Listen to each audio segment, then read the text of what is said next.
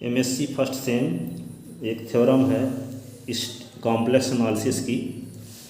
एक स्टूडेंट की डिमांड थी तो उसको मैं बता रहा हूँ। State and proof Rouché's theorem statement let f Z and ji z are analytic function inside on a simple close contour C.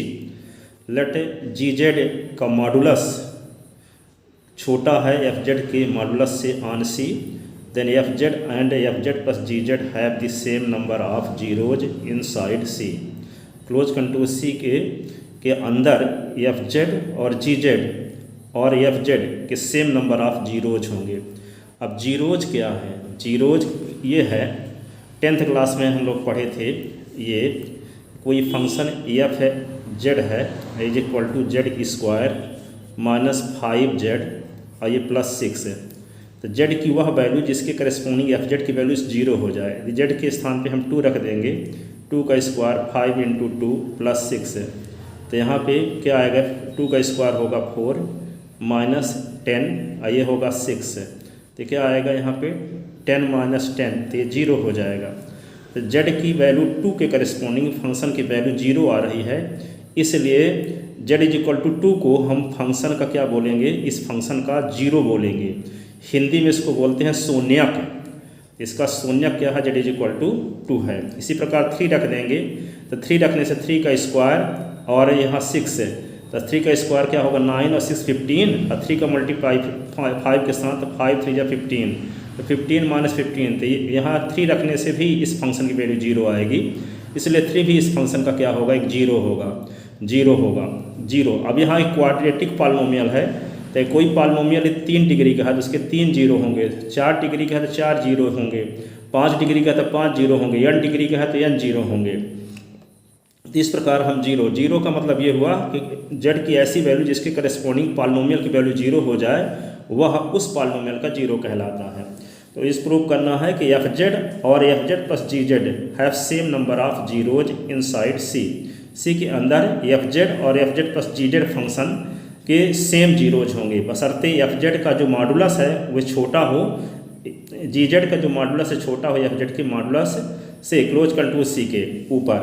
Given F Z and ji Z be any two analytic function. Analytic function क्या होता है? कोई function F Z किसी point पर analytic तब कहलाता है जब वह उस पॉइंट पर डिफरेंशिएबल हो तथा उस पॉइंट के नेबरहुड में भी डिफरेंशिएबल हो, तब वह फंक्शन उस पॉइंट पर क्या कहलाएगा? एनालिटिक है, या किसी रीजन में analytic. Inside and on a contour C and ji z का जो मॉडुलस है लेस देन एफ जेड का मॉडुलस ऑन सी, तो we have to show that f Z and F Z plus ji z have the same number of zeros inside C. Close contour C के अंदर f Z और g z और F Z के जो zeros होंगे उनकी संख्या same होगी।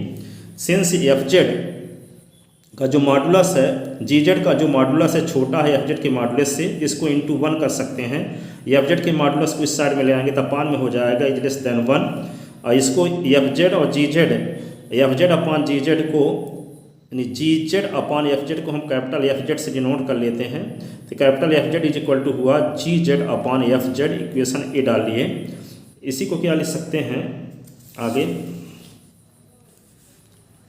Since g z upon F z का मॉड इज लेस देन 1, तो एफ जेड का मॉड इज लेस देन 1, क्योंकि g z upon F z की वैल्यू क्या है? एफ जेड है। एंड एफ जेड और g z does not equal to 0 on and inside C, so f z also be not 0। So we have g z is equal to capital F Z और g Z. Equation ए से हम cross multiplication किए तो क्या मिला? G z is equal to f Z और small capital F Z into small f z, g is equal to f capital F into g. Differentiating above with respect to z we get, तो g dash is equal to क्या होगा? Capital F dash small f plus f into small f dash. Product rule लगा दिए, दो function के multiplication का differential, first function into differential coefficient of second plus second function into differential coefficient of first. Since F Z and F Z plus ji Z both are analytic inside C, so their derivative are also analytic inside C.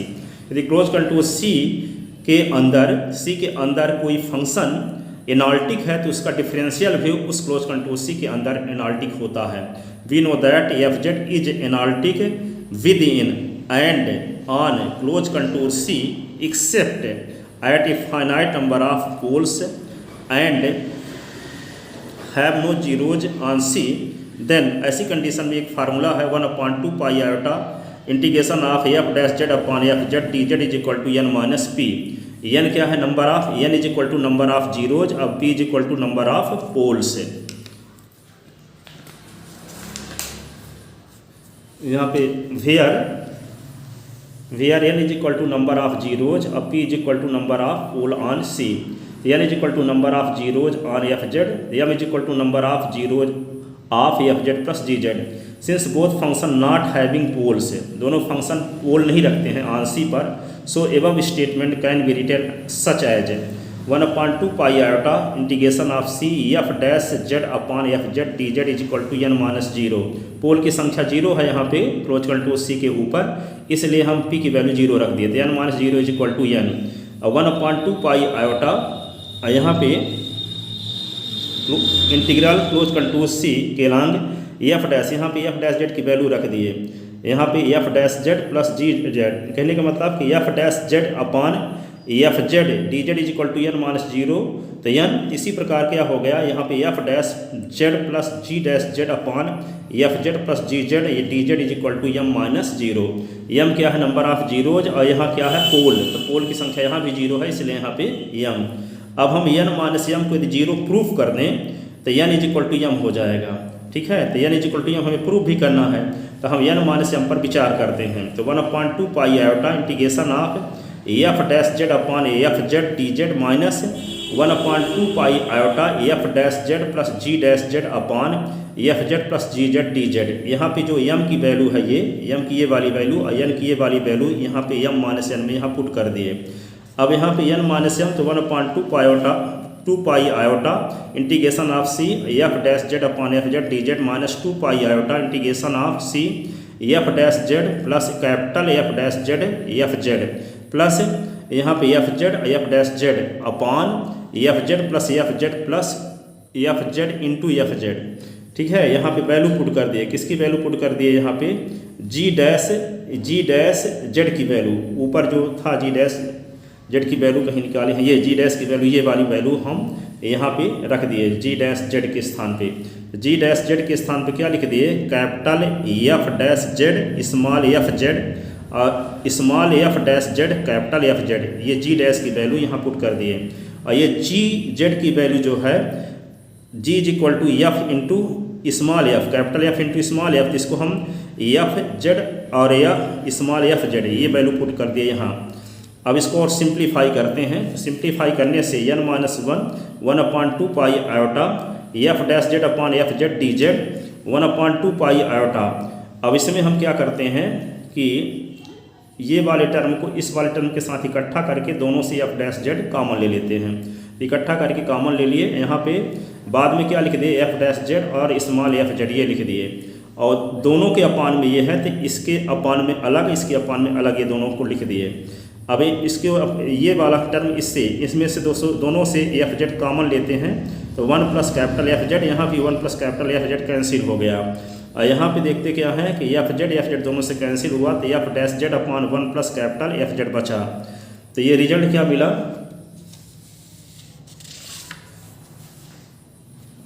N minus M, तो 1/2 pi iota F dash Z upon F Z T Z और 1/2 pi iota integration of F dash Z upon F Z T Z minus 1/2 pi iota capital F dash Z T Z upon 1 plus F Z, ये term इससे cancel हो गया। तो N minus M minus 1/2 pi iota integration of F dash Z T Z upon 1 plus capital F Z, तो minus 1/2 pi iota integration of यहाँ पे integration along close contour C, यहाँ close contour C होगा। और since f Z is analytic, capital F z क्या है? एनाल्टिक है, तो इसका डिफरेंशियल भी एनाल्टिक होगा, और इसे एफ जेड जब एनाल्टिक है तो इसमें कोई कांस्टेंट नंबर जोड़ देंगे तब भी वो एनाल्टिक बना रहेगा। तो F dash Z and 1 plus F Z is also analytic and so F dash Z upon 1 plus F Z, दो फंक्शन यदि एनालिटिक है तो दोनों का डिवीजन भी क्या होता है, एनालिटिक होता है। तो ये और ये एनालिटिक है तो दोनों का division is also analytic function. लेकिन हम एक थ्योरम पढ़ चुके हैं, कॉशी इंटीग्रल थ्योरम या Cauchy original theorem. The close contour C पर कोई फंक्शन एनालिटिक है या क्लोज कंटूर सी के बाउंड्री पर, बाउंड्री के ईच पॉइंट पर कोई फंक्शन एनालिटिक है तो उस क्लोज कंटूर सी के एलांग उस फंक्शन का जो इंटीग्रेशन होता है वो 0 होता है। किस थ्योरम से? कॉशी ओरिजिनल थ्योरम या कॉशी इंटीग्रल थ्योरम से। Therefore Cauchy theorem we get क्या हो जाएगा, F dash Z upon 1 plus F Z is equal to 0, क्योंकि ये फंक्शन एनालिटिक है तो क्लोज कंटूर सी के एलांग इसका इंटीग्रेशन क्या होगा, 0 होगा। तो यहाँ पे ये वैल्यू इसके स्थान पे हम 0 रख देंगे तो ये क्या आएगा, n minus M is equal to -1/2 pi iota into 0, तो ये आ गया 0। तो n minus M is equal to 0, तो n is equal to m आ गया। n क्या माने थे, number of zeros of F Z के जीरोज को हम n से डिनोट किए थे। कैपिटल M क्या है, number of zeros of F Z plus ji Z. तो यही हमें प्रूव करना था कि एफ जेड और एफ जेड प्लस जी जेड के जीरोज की संख्या सेम होगी। इस थ्योरम का यूज हम कहाँ करेंगे, Rouché's theorem application fundamental theorem of algebra. इसका यूज हम करेंगे फंडामेंटल थ्योरम ऑफ अलजेब्रा में, जिसका स्टेटमेंट है every polynomial of degree n has exactly n zeros. वे तो जनरल पहले से भी हम जानते हैं, कोई पॉलिनोमियल की जितनी डिग्री होती है उतने उसके जीरोज होते हैं। यदि क्वाड्रेटिक पॉलिनोमियल है तो उसके जीरोज क्या होंगे, 2 होंगे। यदि लीनियर पॉलिनोमियल तो उसके जीरोज 1 होगा, 0 1 होगा। यदि 3 डिग्री का कोई पॉलिनोमियल तो उसके 3 जीरोज होंगे। 4 डिग्री का कोई पॉलिनोमियल है तो उसके 4 जीरोज होंगे। यदि n डिग्री का कोई पॉलिनोमियल है तो उसके जीरोज n होंगे। ये हम प्रूव करेंगे कल।